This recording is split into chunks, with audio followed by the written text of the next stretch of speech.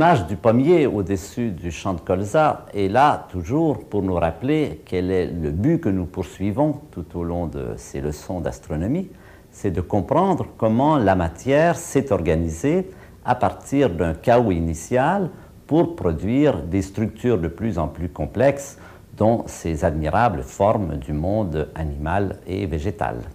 Et nous nous resituons sur notre pyramide de la complexité, qui est aussi la carte des progrès que nous faisons tout au long de ces leçons.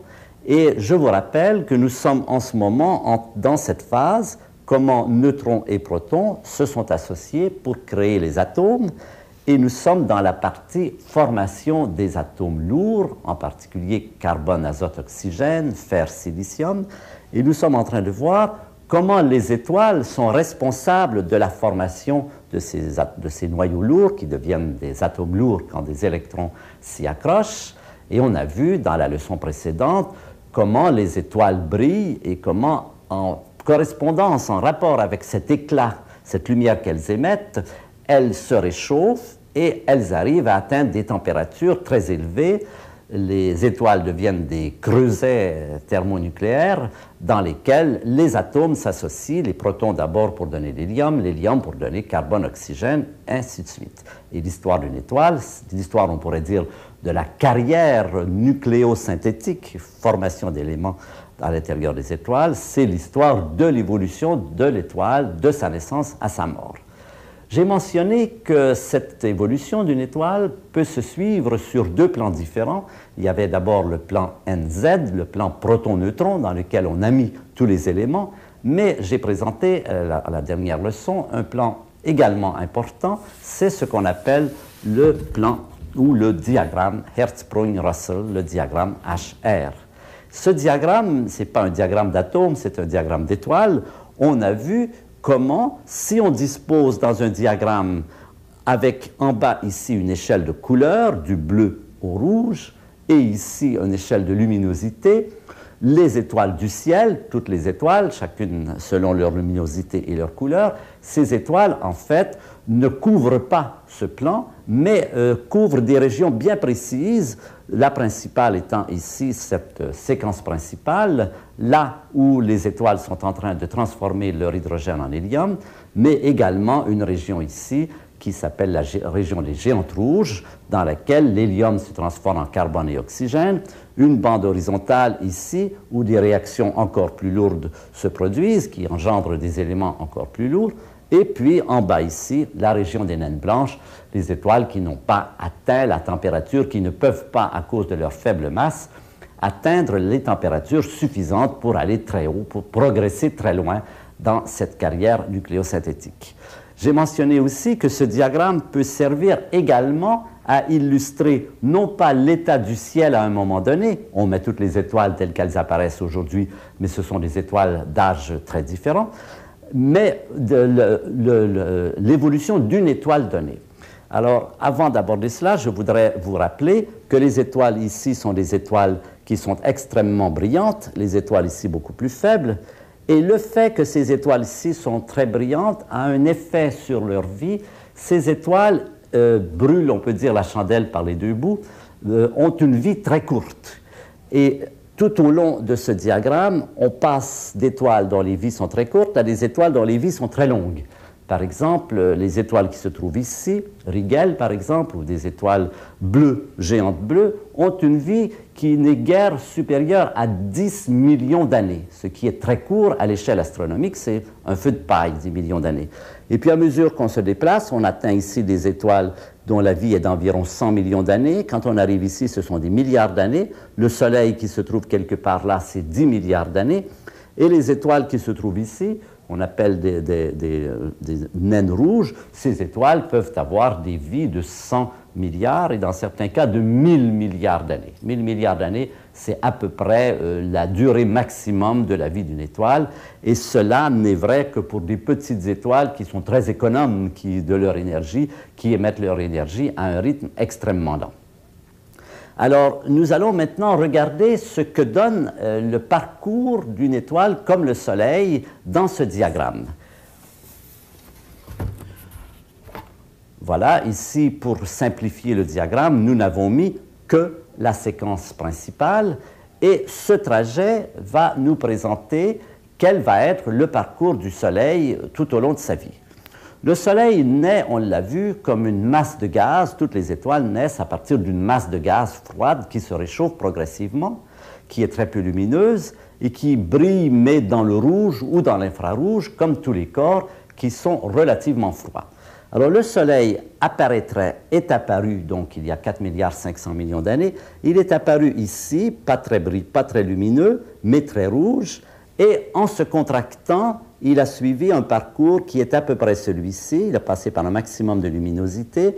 Puis il est venu atterrir ici, dans la séquence principale, au moment où sa température a été suffisante pour qu'il puisse brûler l'hydrogène en hélium. Pour le Soleil, c'est environ 16 à 18 millions de degrés. Alors, il en est là, dans son parcours, dans son trajet. Il va rester là encore un bon 5 milliards d'années, le temps de brûler son hydrogène en hélium.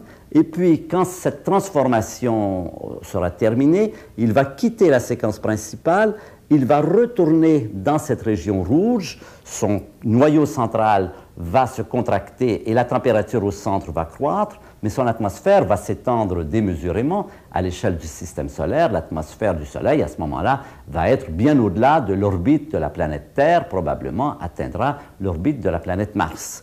Alors c'est pour ça qu'il va devenir très rouge, cette atmosphère est rougeoyante, son éclat va augmenter, et pendant tout ce parcours ici, il va se contracter jusqu'à ce qu'il atteigne les températures suffisantes pour transformer l'hélium en carbone et oxygène. À ce moment-là, nouvel arrêt, il va s'arrêter dans cette région-là. Ça dure beaucoup moins longtemps. Ici, il est resté 10 milliards d'années. Là, ce sera quelques centaines de millions d'années. Les températures sont maintenant très élevées. Les réactions thermonucléaires sont très rapides. Et il va transformer son carbone en hydrogène, son hélium en carbone et en oxygène. Et puis, quand cette transformation sera terminée, il va se déplacer dans cette direction, c'est-à-dire restant à luminosité à peu près constante. Il va changer de couleur, il va redevenir de rouge, il va repasser dans l'orange, et puis il va repasser vers le blanc et vers le bleu.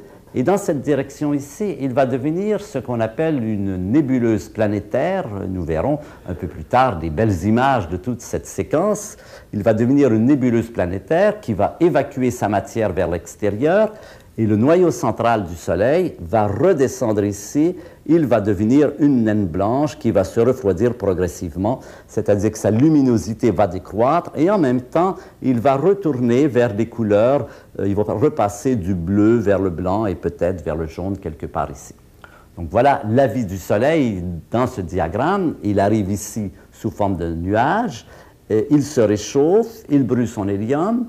Quand il brûle son hydrogène, quand l'hydrogène est brûlé, il se réchauffe à nouveau, il brûle son hélium. Quand l'hélium est brûlé, il part dans cette direction qu'on appelle la branche horizontale. Il passe par-dessus la séquence principale, devient une nébuleuse planétaire, éjecte une bonne partie de sa matière et devient une naine blanche. Et il finira ses jours comme naine blanche dans une période qui peut s'étendre là sur des milliards d'années. Alors, maintenant que nous avons vu ce parcours du Soleil dans le diagramme d'Hertzsprung-Russell, nous allons passer à une représentation imagée de tout cela. Nous avons des images et nous pouvons voir des spécimens d'étoiles qui en sont à cette période, à cette période, à cette période. Et nous allons avoir une très belle séquence, ce sont des très belles images qui vont nous permettre d'illustrer ces différentes phases de la vie des étoiles.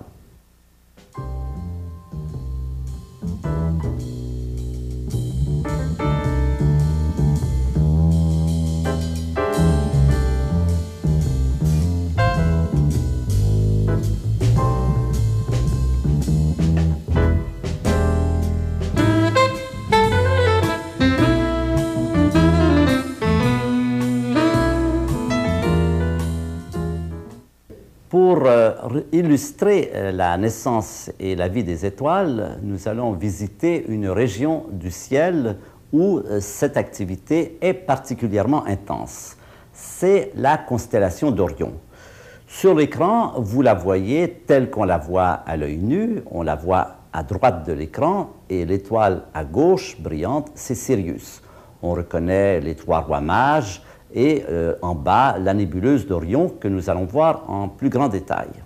Bien sûr, grâce à nos appareils, nous pouvons observer cette constellation avec des télescopes qui observent sur des longueurs d'onde différentes et ça donne des choses tout à fait remarquables. On en voit beaucoup plus. Là, on retrouve la constellation d'Orion. Les différentes étoiles sont marquées sont reliées par des traits. Et vous voyez que sur ce ciel, on a mis aussi des taches vertes et une lunule rouge qui sont détectables, qui sont visibles non pas à l'œil nu, mais avec, par exemple, des radiotélescopes. Il y a deux taches vertes importantes, une en bas et une autre vers le milieu. Ce sont des nuages interstellaires, c'est la matière de laquelle les étoiles de la constellation d'Orion se sont formées. Alors vous en voyez un très grand en bas qui s'appelle Orion A, et dans la partie supérieure de ce nuage, on va trouver la nébuleuse d'Orion, et on en voit un autre au centre un peu vers la gauche qui s'appelle Orion B, nuage Orion B, et c'est là que se trouve la fameuse tête de cheval. Presque toutes les étoiles de la constellation sont nées à partir de ce nuage qui, il y a 10 millions d'années environ, couvrait presque toute la constellation. Et toutes les étoiles que vous voyez, groupe A, groupe B, sont des étoiles qui se sont formées dans la période où le nuage était beaucoup plus grand. En d'autres mots, la formation d'étoiles se déplace progressivement. Quand les étoiles se sont formées à partir du nuage, le nuage se rétrécit. Aujourd'hui, il n'en reste plus que ces deux nuages, Orion A et Orion B, et on peut penser que dans 10 millions d'années, par exemple, il n'y aura plus de nuages dans Orion, et que là où vous voyez les nuages, nous allons voir des quantités d'étoiles nouvelles. Alors, un autre élément à considérer, c'est cette lunule rouge, qui s'appelle la boucle de Barnard. C'est un demi-cercle, et ce demi-cercle est probablement, même assez certainement, le restant d'étoiles qui sont nées dans la constellation, qui ont vécu toute leur vie et qui sont mortes et qui ont explosé et qui ont formé par leur résidu cette virgule, cette lunule que nous appelons des rémanentes supernovas. Pourquoi est-ce qu'on pense, pourquoi est-ce que des étoiles ont pu vivre et mourir dans la constellation d'Orion? Eh bien, tout simplement parce que je vous ai dit que la vie Orion est active en formation d'étoiles depuis au moins 10 millions d'années, et je vous ai mentionné que les étoiles les plus massives, les géantes bleues, vivent des périodes qui sont de cet ordre-là. Et nous savons déjà que dans cette région, il y a des étoiles qui ont eu le temps de naître, de vivre et de mourir et d'exploser en supernova. Et ce sont ces étoiles donc qui formeraient cette lunule de couleur vaguement rouge-brune que nous voyons et qui entoure, qui circonscrit au moins la moitié du centre actif de formation d'étoiles dans Orion. Alors nous allons maintenant regarder de plus près, nous allons faire des zooms pour voir ces différentes régions de formation d'étoiles. Et dans l'image suivante, nous allons voir par exemple ce que ça donne à l'œil du télescope infrarouge. Un télescope infrarouge qui s'appelle IRAS a été lancé dans l'espace il y a quelques années, nous a donné énormément de renseignements sur la formation des étoiles. Les régions très blanches que vous voyez là, nous retrouvons Orion A, Orion B, c'est ces régions où il y a beaucoup d'activité. Le rouge, c'est des régions où il y a moins d'activité, mais qui sont quand même visibles en infrarouge. C'est probablement des poussières chauffées par les nouvelles étoiles. Et en haut, le bleu, ce sont des grains de poussière, on appelle ça les cirrus galactiques, qui ne sont pas vraiment reliés à notre problème. Ce qui nous intéresse, c'est la partie centrale, rouge et blanche. Regardons-y de plus près.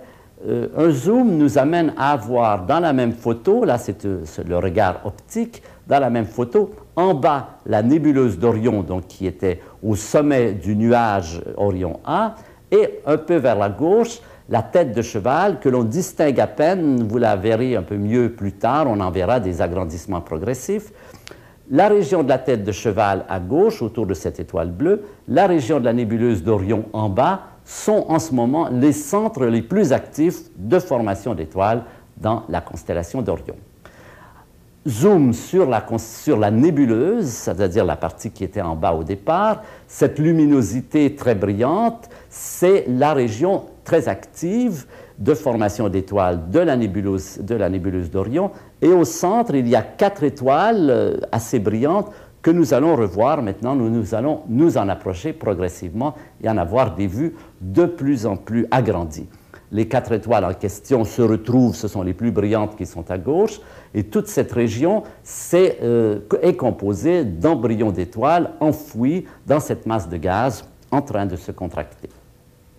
Voilà encore un agrandissement plus grand. Là, vous voyez directement des embryons d'étoiles tels qu'on peut les voir avec des rayonnements infrarouges qui nous permettent de pénétrer plus profondément à l'intérieur de ces nuages.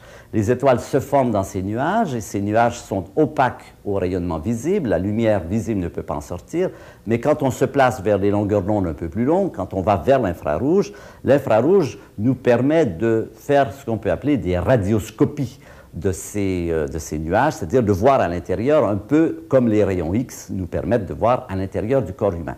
Donc on change de rayonnement et avec des rayonnements différents, on peut aller voir à l'intérieur comment ça se passe quand des étoiles sont en train de se former dans une masse de gaz. Alors maintenant, nous nous déplaçons vers la seconde région de formation d'étoiles dans la constellation d'Orion, c'est la tête de cheval. Là, vous la voyez très bien au centre, vous comprenez pourquoi on l'appelle tête de cheval. C'est également un grand nuage de gaz et de poussière opaque, et nous allons le revoir avec des agrandissements progressifs. C'est une très belle séquence. Le voilà à nouveau agrandi, et puis un agrandissement encore plus important, et finalement un agrandissement qui prend toute l'image, ou pratiquement. Vous voyez à la fois la masse de gaz de la tête de cheval et la lumière à l'arrière, c'est la lumière qui est émise par les étoiles en formation dans cette masse de gaz qui est en train donc de s'effondrer sous l'effet de sa propre gravité.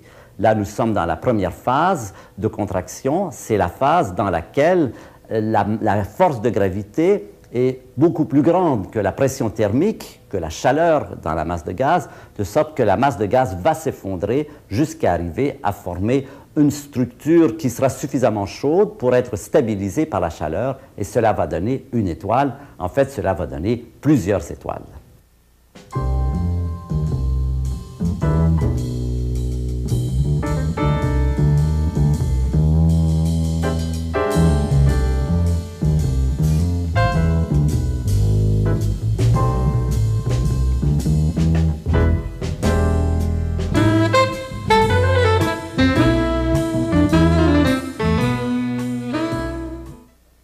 Dans notre diagramme de Hertzsprung-Russell, la série d'images que nous venons de voir, qui illustrait les étoiles en train de se former par l'effondrement de masses de gaz et de poussière, ça représente à peu près ce parcours-ci. Toutes ces masses de gaz se situent quelque part dans ce parcours jusqu'à l'arrivée, en tout cas si pour des étoiles de masse équivalente à celle du Soleil, jusqu'à l'arrivée ici sur la séquence principale.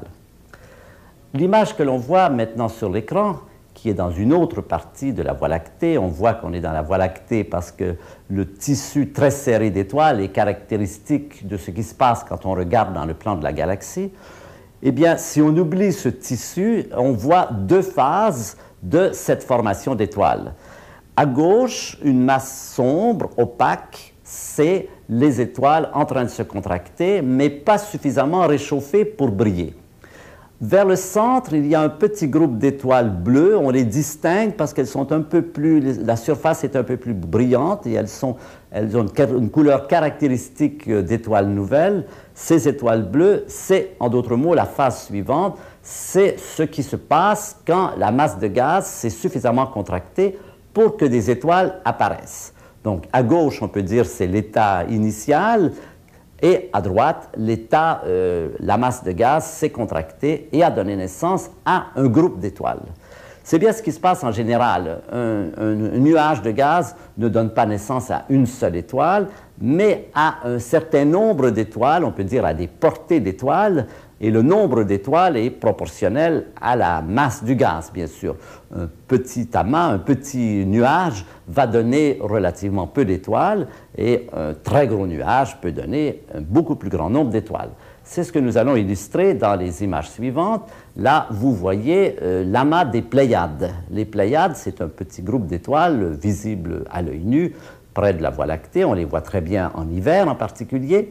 Ces étoiles, ce sont des étoiles qui sont nées tout ensemble il y a environ 30 millions d'années, ce qui est peu de choses à l'échelle astronomique. Et on voit très bien que ces étoiles sont encore couvertes de nébulosité. Elles ne sont pas ponctuelles comme les étoiles que l'on voit dans le fond, qui sont beaucoup plus faibles. Cette nébulosité est vraisemblablement un peu comme le résidu de la formation de ces étoiles. C'est comme ces étoiles n'avaient pas utilisé tout le matériel qui était à leur disposition. Il y a eu comme des rejets, et ces nébulosités, c'est un peu l'image de ces rejets. On verra que ces nébulosités sont constituées de poussières très très fines, et ces poussières joueront un rôle fondamental dans notre histoire, puisque c'est l'accumulation de ces poussières qui est responsable de la formation de planètes solides comme la Terre, la Lune et Mars. La Terre, la Lune et Mars existaient auparavant sous forme de ces poussières dispersées dans l'espace et qui brouillent les images comme celles que nous voyons devant nous. Nous allons voir cela de façon encore plus frappante par un agrandissement des Pléiades. Ce sont les mêmes Pléiades, le quatuor central, les 4 étoiles centrales, et on voit très bien qu'il y a comme ces filaments qui nous rappellent des cirrus. Ces filaments, ce sont donc ces petites poussières, petits grains de sable qui sont composés surtout de silicium et d'oxygène, donc c'est à peu près l'analogue des grains de sable. C'est beaucoup plus petit, les dimensions c'est de l'ordre du micron, et ces grains de sable vont jouer ce rôle de, par leur accumulation, donner naissance à des planètes solides telles que nous en trouvons dans notre système solaire.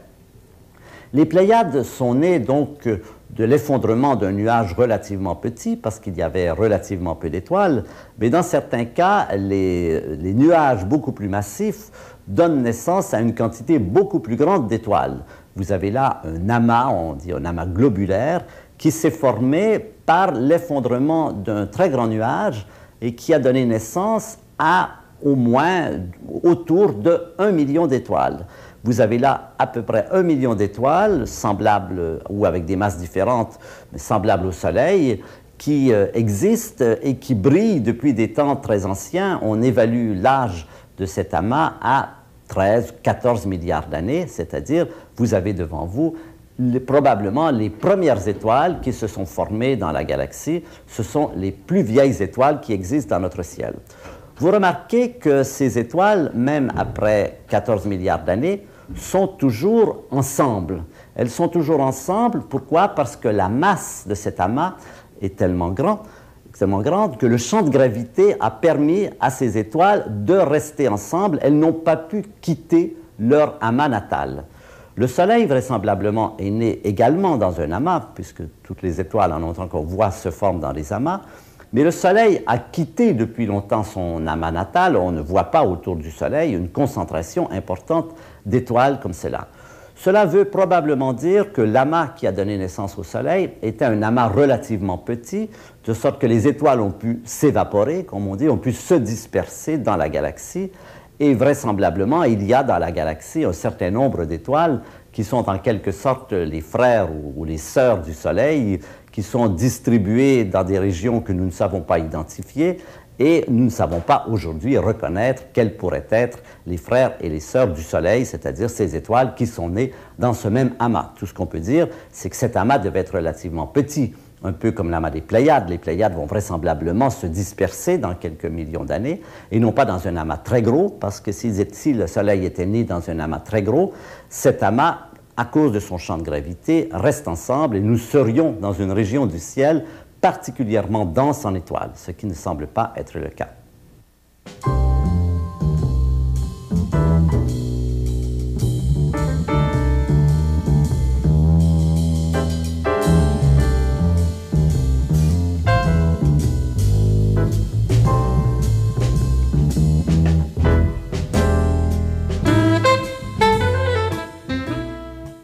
Nous avons maintenant terminé la première phase de la vie des étoiles, comment les étoiles naissent à partir de l'effondrement de grands nuages de matière interstellaire et comment elles s'établissent sous forme d'étoiles stables qui peuvent vivre pendant très longtemps.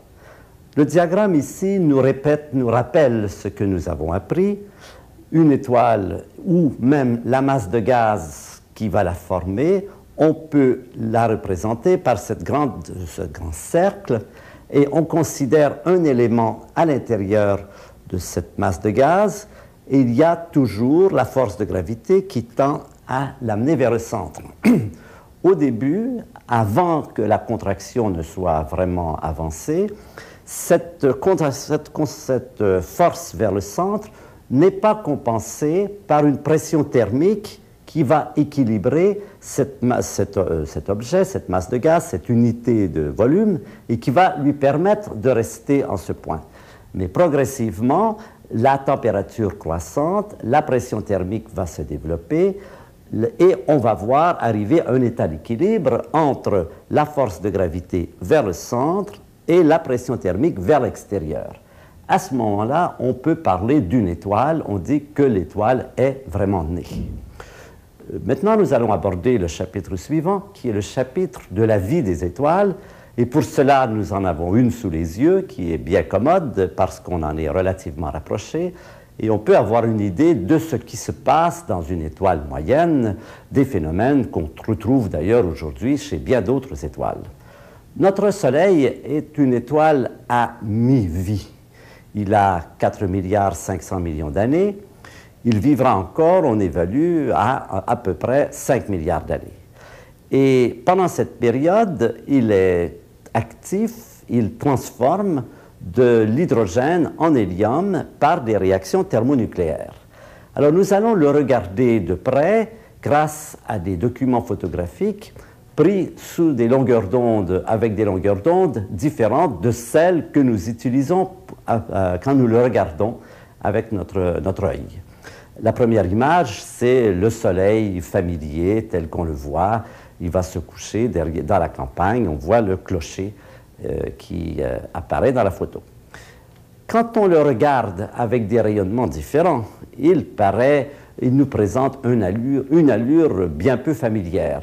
Voilà ce que ça donne, par exemple, à d'autres longueurs d'onde qui sont plutôt dans le domaine des X, des longueurs d'onde plus courtes. Eh bien, on voit un soleil avec des quantités de taches blanches. Ce sont des régions très brillantes, de taches sombres. On voit qu'il y a des phénomènes d'activité d'une grande importance. Témoin, ces protubérances que l'on voit partir en bas à droite, qui sont comme des grands filaments qui s'étendent, qui peuvent s'étendre très loin dans l'espace.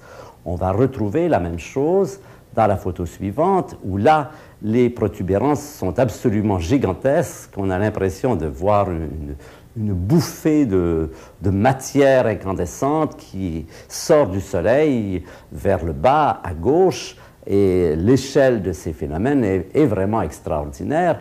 Et ces phénomènes se mesurent en centaines de milliers de kilomètres. D'autres images, prises à d'autres longueurs d'onde, vont nous donner également une idée de l'activité à la surface du Soleil. Cette image, prise en rayonnement X, nous montre plutôt ce que nous appelons la couronne, c'est-à-dire la partie la plus élevée de l'atmosphère du Soleil. Et dans cette région, les températures deviennent très élevées, atteignent des millions de degrés, alors qu'à la surface du Soleil, la température est plus modeste. Elle est d'environ 5000 à 6000 degrés. Donc il y a un échauffement du Soleil à mesure qu'on s'éloigne de la surface. Nous y reviendrons tout à l'heure. Pour l'instant, nous allons faire des études plus détaillées de la surface du Soleil et on voit beaucoup d'irrégularités, des masses, des taches sombres qui sont les taches solaires, des régions blanches qui sont des régions d'activité particulière. Voilà une image d'un groupe de taches. Ces taches qui nous paraissent comme des trous, et on a eu longtemps l'idée que c'était des cratères qui s'enfonçaient dans le Soleil. Eh bien, pas du tout. En fait, ce sont des régions un petit peu moins chaudes, que la moyenne de la surface. Et cette température, cette baisse de température, s'accompagne de la présence de champs magnétiques très intenses. Les lignes de force du champ magnétique solaire sortent par ces taches et reviennent dans d'autres taches. Il y a une très forte activité magnétique à la surface du Soleil, activité qui est reliée à la rotation différentielle du Soleil. Ce qu'on veut dire par là, c'est que le Soleil ne tourne pas d'un bloc. Il tourne un peu plus vite à l'équateur qu'au pôle. Et cette rotation différentielle a pour effet d'entraîner l'équateur par rapport au pôle. L'équateur, qui est tendu de lignes de force de champ magnétique, s'étire un peu comme une bande élastique qu'on étirerait. Et évidemment, l'énergie accumulée dans ces bandes, à un moment donné, est trop grande. Et il y a des ruptures, des cassures, analogues en un certain sens au tremblement de terre, et quand ça casse, ça produit cette activité, ces taches très importantes que nous voyons ici, avec ces filaments qui semblent relier une tache à l'autre et qui, là aussi, sont de nature magnétique, c'est-à-dire que les champs magnétiques canalisent la matière dans la surface du Soleil et donnent ces filaments que nous voyons. Voilà une des plus grandes taches qu'on n'a jamais pu observer à la surface du Soleil. Cette tache est tellement grande qu'on pourrait y mettre la Terre entière. Notre Terre entière entrerait dans cette tache. Et vous voyez qu'aux abords de la tache, il y a une région grise, plus sombre, qu'on appelle la pénombre, et c'est la région dans laquelle les lignes de force magnétique sont canalisées vers l'intérieur de la tache. Cette image nous donne l'idée d'un autre phénomène très fréquent à la surface du Soleil. Ce sont des éruptions solaires. Ce que vous voyez à gauche, c'est l'aspect d'un certain nombre de taches à un moment donné. Et quelques secondes plus tard, toute cette région s'enflamme et vous voyez apparaître cette lumière blanche qui est le signe d'un orage à la surface du Soleil. Ces orages sont relativement fréquents, surtout dans les périodes de maximum d'activité solaire, et ces orages ont des effets de grande importance puisqu'ils éjectent des particules rapides dans tout le système solaire et qu'on les sent ici, par exemple, à la surface de la Terre.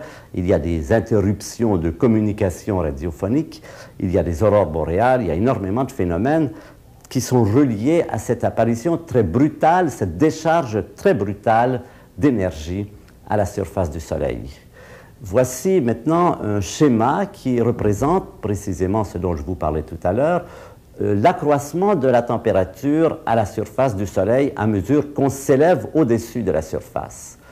Le centre du Soleil serait loin vers la gauche, il est beaucoup plus chaud, il est à 15, 16, 18 millions de degrés, on en reparlera un peu plus tard. La surface du Soleil est plus froide, quelque chose comme 5000 degrés.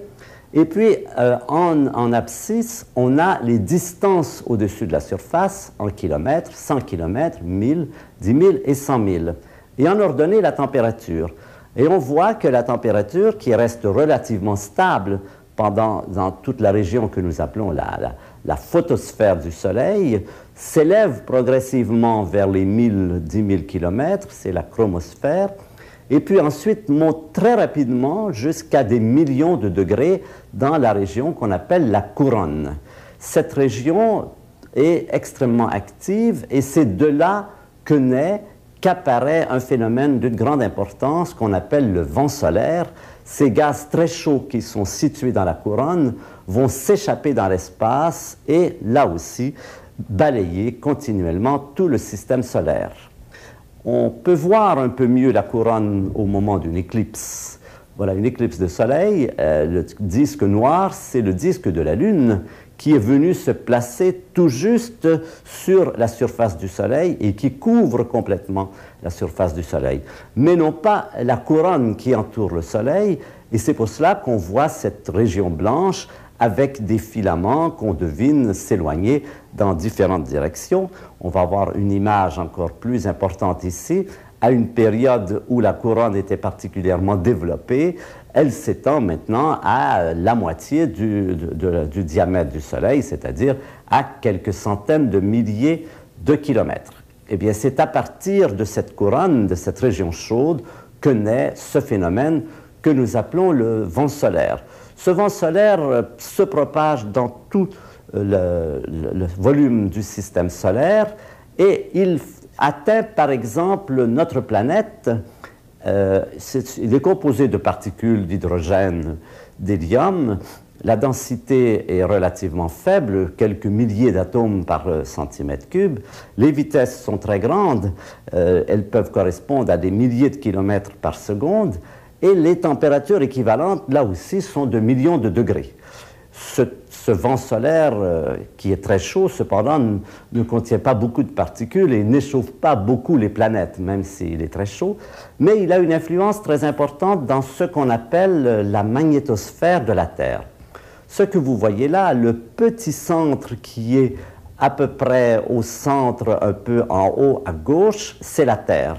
À partir de la Terre, on voit partir des lignes de force, ce sont les lignes de force du champ magnétique terrestre, et on voit comment elles sont déformées. À gauche de la sphère terrestre, elles se referment sur elles-mêmes.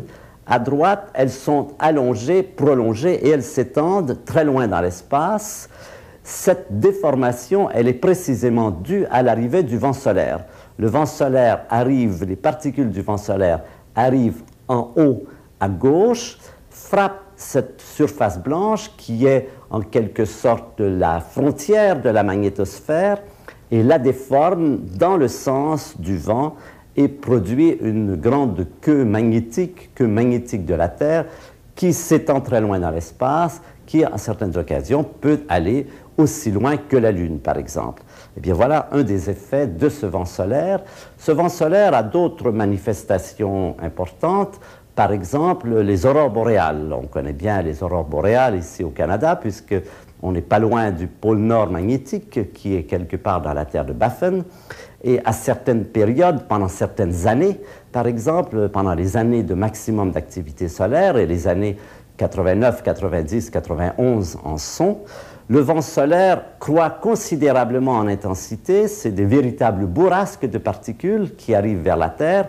Ces particules sont piégées dans la magnétosphère terrestre et cette magnétosphère, qui est une sorte de réservoir à particules dans ce qui s'appelle les zones de Van Allen, pour le nom d'un astrophysicien qui les a découverts la première fois autour des années 50-60, eh bien, ces particules sont accumulées dans ces zones, et ces zones débordent à l'occasion, et quand elles débordent, les particules reviennent vers la Terre et font ce qu'on appelle des aurores boréales. En voici une autre image. On les voit donc surtout dans les régions du Nord, bien sûr, mais aussi dans les régions australes.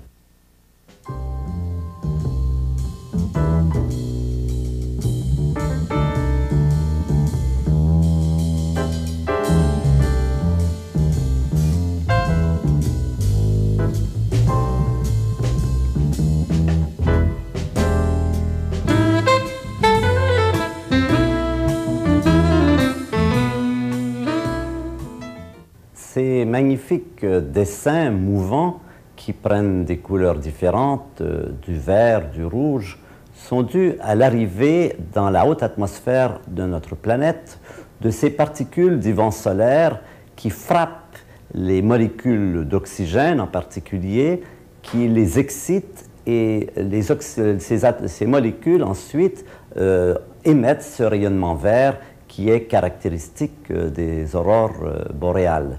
Les mouvements très rapides nous montrent qu'il s'agit de mouvements violents de particules allant dans un sens ou dans l'autre.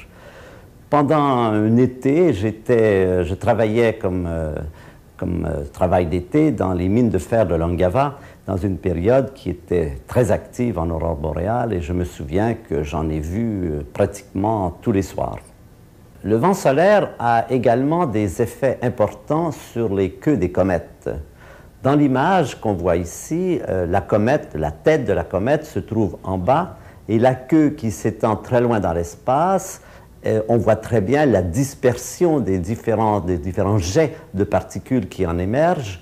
Cette dispersion nous dit qu'à cette période, le vent solaire était particulièrement actif et qu'il y avait des bourrasques de vent solaire. Le vent solaire n'est généralement pas très régulier, il arrive par bourrasques, et ces bourrasques se reflètent en dispersant de cette façon les queues des comètes.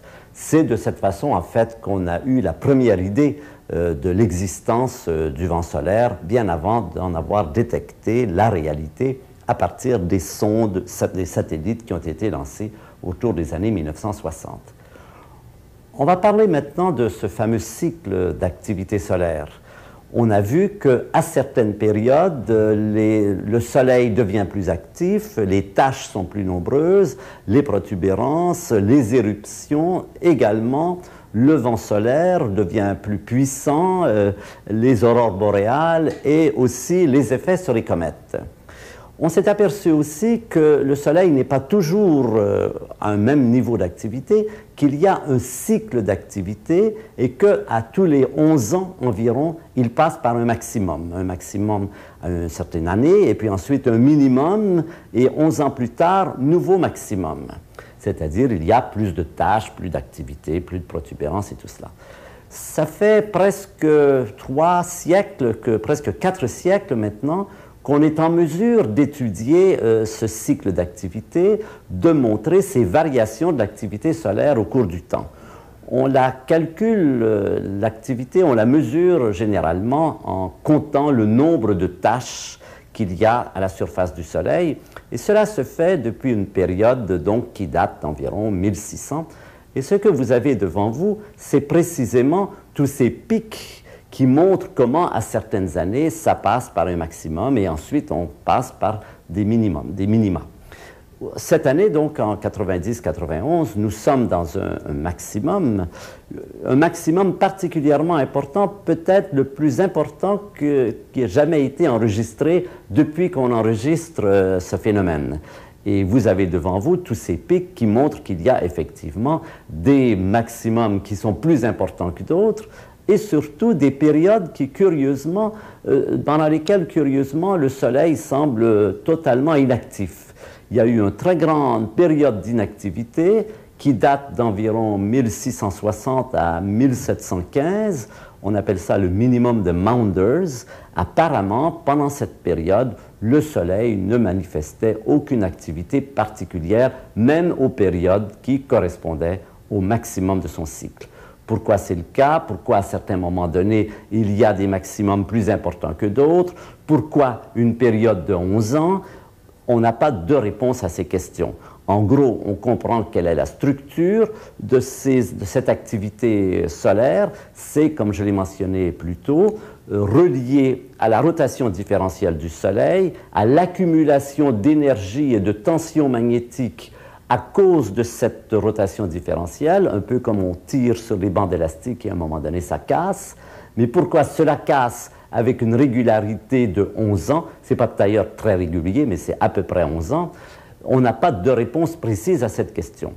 Depuis quelque temps, on observe le même phénomène chez un certain nombre d'étoiles. On s'est aperçu que c'est un phénomène très fréquent et que les étoiles donc ont également des périodes d'activité, des maximums d'activité. Ça n'est pas toujours 11 ans, dans certains cas c'est 25 ans, ou 10 ans ou 5 ans. C'est un phénomène à l'étude, mais je crois que même en ce moment, même si on comprend en gros ce qui se passe, on est loin d'avoir le détail précis de ce qui fait que le Soleil a cette activité périodique et surtout la réponse à la question pourquoi 11 ans plutôt que n'importe quelle autre période. Maintenant, nous avons exploré en détail la surface du Soleil, nous avons vu toute cette activité superficielle. Nous allons revenir au centre, là où pour nous se passent les choses les plus importantes, puisque dans le cadre de ces cours d'initiation à l'astronomie, nous avons en particulier pour but d'étudier comment l'univers s'est organisé et en particulier comment les atomes sont apparus. Et on l'a mentionné plus tôt, les atomes apparaissent à l'intérieur des étoiles par des réactions thermonucléaires. Ces réactions thermonucléaires produisent de nouvelles particules. Ces réactions également engendrent de l'énergie et donc permettent au Soleil de briller. Alors dans le dessin que vous voyez ici, nous allons maintenant quitter la surface du Soleil, nous allons nous enfoncer. Après une première surface qui est en ébullition, c'est comme si la surface bouillait, on arrive dans une région plus tranquille qui s'appelle la zone radiative. La température augmente progressivement et quand on arrive dans la partie centrale qui s'appelle le noyau du Soleil, les températures atteignent 16-17 millions de degrés et c'est là que se produisent les réactions nucléaires qui engendrent de l'hélium à partir de l'hydrogène. Dans le diagramme que l'on voit ici, j'ai repris dans notre plan NZ ce qui se passe dans le Soleil. L'hydrogène est transformé en hélium, mais aussi il y a une autre activité moins importante pour le Soleil, plus importante pour des étoiles plus massives. Il y a une autre façon de transformer l'hydrogène en hélium qui implique comme catalyseur la transformation de l'azote, du carbone en azote et de l'oxygène en azote. Cela s'appelle le cycle de Bethe. C'est une autre façon pour le Soleil et surtout pour les étoiles plus massives de transformer de l'hydrogène en hélium. Plan NZ, mais rappelez-vous, on a aussi le plan HR et nous allons voir ce qui se passe dans le plan HR quand le Soleil transforme son hydrogène en hélium. Mais auparavant, revenons à ces chapitres successifs d'énergie des étoiles. Nous avons vu donc qu'à sa naissance, le Soleil était en contraction et qu'il obtenait son énergie en diminuant son volume et en se réchauffant, ce qui lui donnait la possibilité de compenser les pertes d'énergie dues à son éclat, dues à sa lumière. Quand on a atteint la température de quelques 10-15 millions de degrés, les réactions nucléaires ont commencé et l'énergie nucléaire a pu prendre en charge la tâche de compenser les pertes. Et puis, un peu plus tard, et c'est à ce chapitre que nous arrivons maintenant, l'hélium a commencé à devenir très important au centre du Soleil. L'hydrogène diminuait progressivement. Aujourd'hui, on est à peu près à 50-50, 50% d'hydrogène, 50% d'hélium, donc 50% de carburant et 50% de cendres. Eh bien, à cette période, dans quelques milliards d'années, 4 à 5 milliards d'années, l'hydrogène sera épuisé, il y aura de moins en moins d'énergie nucléaire, la puissance, l'énergie nucléaire ne sera plus en mesure de compenser les pertes et le Soleil va se réchauffer à nouveau et se contracter à nouveau et cela va correspondre à un mouvement important du Soleil ou plutôt du point représentatif du Soleil sur le diagramme de Hertzsprung-Russell, le diagramme HR. Je vous rappelle que ce diagramme, c'est un diagramme dans lequel on a mis ici les couleurs des étoiles, rouge vers bleu, et ici leur luminosité. Je vous rappelle que les périodes de contraction que nous avons vues jusqu'ici représentent un trajet comme celui-ci. Le Soleil est parti du rouge, il est devenu jaune, il a la luminosité solaire, par définition. Pendant toute cette période, il a transformé son hydrogène en hélium. Et maintenant, quand l'hydrogène est épuisé, le Soleil va commencer à se recontracter et il va monter ici. Et pendant cette période, il va vivre à nouveau de ses réserves gravitationnelles jusqu'à ce qu'il atteigne le point où la température est suffisante pour que l'hélium, les cendres de la fusion de l'hydrogène, deviennent le carburant, c'est-à-dire que l'hélium se transforme à son tour en carbone et en oxygène. Nous retrouvons dans ce diagramme ici sur l'écran le plan NZ et on voit comment la fusion de l'hélium permet 3 héliums donnent un carbone, 4 héliums donnent un oxygène.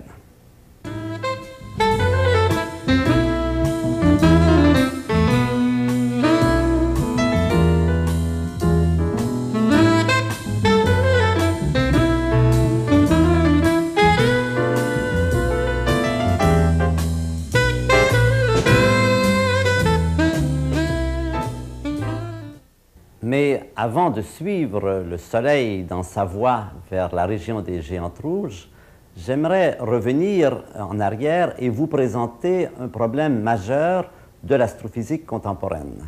c'est un problème qui a trait précisément au Soleil et au noyau du Soleil. Nous savons depuis les débuts de la physique nucléaire que les réactions nucléaires dans les étoiles n'émettent pas seulement des photons, de la lumière, du rayonnement gamma, ils émettent aussi une autre particule, le neutrino, dont on a déjà parlé auparavant. Ces neutrinos, ce sont des particules qui n'ont pas de masse, ou en tout cas qui ont une très faible masse, et ces particules se propagent beaucoup plus facilement dans la matière que la lumière. Les neutrinos, par exemple, qui sont émis au centre du Soleil au moment des réactions thermonucléaires, ces neutrinos vont directement jusqu'à la Terre, traversent la surface du Soleil, traversent tout le volume du Soleil et traversent le volume de la Terre sans aucune difficulté. De sorte que, pour nous, ils témoignent précisément de la réalité des réactions thermonucléaires. Là encore, il s'agit d'une prédiction qui avait été faite par les astrophysiciens. Un peu avant la guerre, Hans Bethe a eu cette idée que l'énergie des étoiles venait des réactions nucléaires, et cette idée amenait à une prédiction. S'il est vrai que les étoiles sont des réacteurs thermonucléaires, alors il devrait y avoir des neutrinos qui sont émis pendant ces réactions. Ces neutrinos devraient pouvoir être détectés sur la Terre.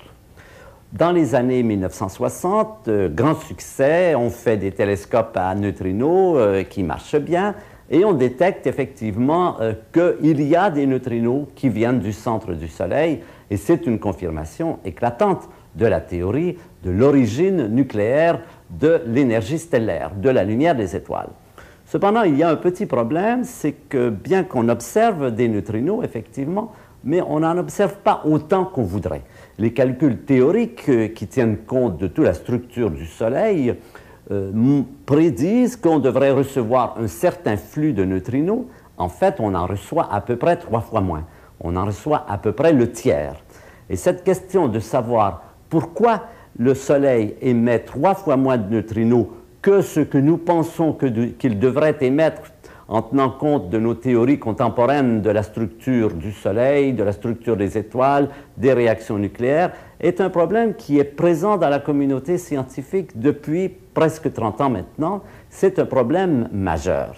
Il y a eu des développements récents dans cette question depuis quelques années. Nous avons d'autres télescopes à neutrinos qui ont bien confirmé le manque et qui nous permettent de dire un peu plus sur pourquoi il y a ce manque. Au début, on a pensé qu'il s'agissait peut-être d'une mauvaise connaissance de la physique des étoiles, que peut-être on n'était pas tout à fait au point, que peut-être les théories n'étaient pas capables de calculer avec une telle précision ce qui se passe au centre des étoiles. On a revérifié, on a confirmé, on a fait des quantités d'études. Cela semble peu crédible aujourd'hui, et il y a maintenant l'idée que ce problème des neutrinos va nous apprendre quelque chose, non pas sur la structure du Soleil, mais sur la structure des neutrinos eux-mêmes.